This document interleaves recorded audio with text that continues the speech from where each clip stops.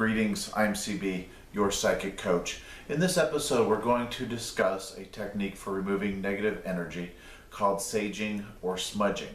Okay, sage is an herb that can be burned, and it has been used by Native American Indians for centuries to clear negative energy. It actually has been proven scientifically to have positive health benefits as well. So it's a very nice herb, incense to burn around your house as well. But one of the main things that it does do, people use it for, is to clear negative energy. When might you want to clear the negative energy? Well, if you feel the energy around your house has become stale, things may not energy moving around your house the way you like. If there's been a fight in your house, an argument, disagreement, the sage will help kind of clear that off. If there's bad energy in your house, someone's come in who's kind of upset the energy of the house, upset the energy of your property, good time to smudge then. Possibly after a party, lots of craziness, lots of crazy energy in the house, a good time then. When you move is another good one for when you want to sage, because you want to clear the space from which you came, but you also want to, before you move, sage the property that you're going into. And you can also sage your stuff before you move. That way when you bring it to the new property that has been cleared, all of your possessions are cleared as well. Another good time to do it is when someone's been ill or there's been sickness in the house. Sage, as I mentioned, does have some healthful benefits, so that can help there. Also, after a trip, you've been away for a few days, you've been encountering energy in another person's house or possibly a hotel, and so you want to kind of bring some of that calming energy back into your house. Those are all good times to use sage. As I mentioned, sage does have healthful benefits. What it is when you burn the sage, it releases negative ions. This has been scientifically proven to give a person a more positive mood.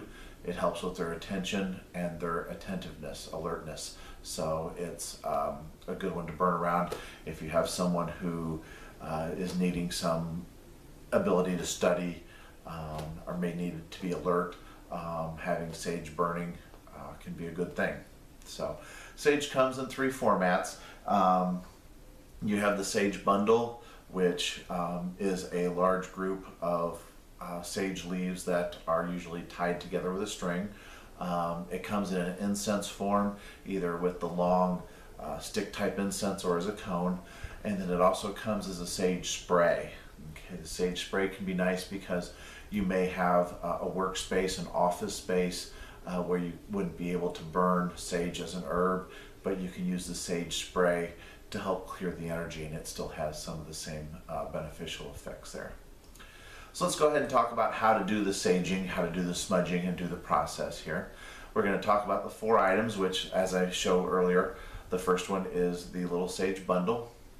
The sage bundle represents the earth in terms of the tradition. A lot of people use an abalone shell, okay? And the abalone shell basically is representing water, okay? The third item is a feather, and the feather represents air. And the last element, of course, to get the sage burning, you need fire. So the first thing you want to do is you want to go around your house. You want to open the doors, windows. You don't have to open them all the way. You can just leave them cracked, especially if it's exceedingly cold or exceedingly hot outside. But what you want to do is you want to move the energy around the room and then out the door, out the window, and then close it behind you. So I usually start at a north point, usually somewhere in the center of the house, and I work in a clockwise fashion. So to my immediate left, I will have an open, cracked window, and from there I will start the process. I will light the sage, and you want the sage to catch fire because you're wanting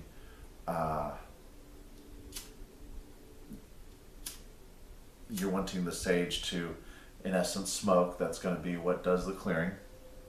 And then you're going to hold it over the shell, because you don't want to drop anything onto the carpeting, onto the flooring, possibly onto a bed, mattress, items in the house, anything like that. And then with the smoke that comes off the sage, basically start at the high point right next to the window and work your way around the room. Start at the top of the wall, go down, step over a couple feet, go back up, keep wafting the smoke around the room. Make sure you go through closets, make sure you go through small rooms, bathrooms, open up the shower doors, get in the shower, anywhere where there's space you want to get the smoke from the sage in that area, and that's going to help clear the energy there. Once you work your way around the room, and then the last thing you want to do is work the sage, the smoke from the sage, right out the window, and then close the window. Should the sage go out, not a problem, just relight it, okay, and then just keep working from where the sage basically went out at. Most people, when they do this, everyone does not have to do it, but it can be a good one. Remember, thought is energy, and as a result, when you clear a room, you want to put a thought form into that room. So one of the ones that I like to use as I'm finishing a room is I like to think of what thoughts, what energy I want this room to have, and I'll usually say something like, may there be peace, love, and happiness in this room. And then I'll move on to the next one, and I'll keep working my way through the house. There's no real correct or incorrect way. You can start at the top and work the way down. You can start at the bottom and work your way up. It's really just a personal desire at that point, which one you want to do. But the important thing is to make sure you do open the closet doors, you do go into the bathrooms, you get all the spaces, make sure you get all the crooks and nannies. Get down low and waft some sage under the bed. Make sure you get in the corners. If there's curtains that stand out, have somebody pull the curtains back and get in behind the curtains. Things like that will be really beneficial there. The last one, when you get done with everything, of course, put the sage out. Give your last room the thought form you wish to put in it to help bring that room the energy that you're desiring. Close the window, close the door, and basically from there you are done. Hopefully you have found this segment interesting and helpful. If you have any questions, you can always find me obviously on Facebook, because I'm on Facebook with Your Psychic Coach. Also, you can find me facebook.com/cbpsychic, and you can also find my website, cbbjork.com, or if you need to email me, that's cb@cbbjork.com. Thank you very much.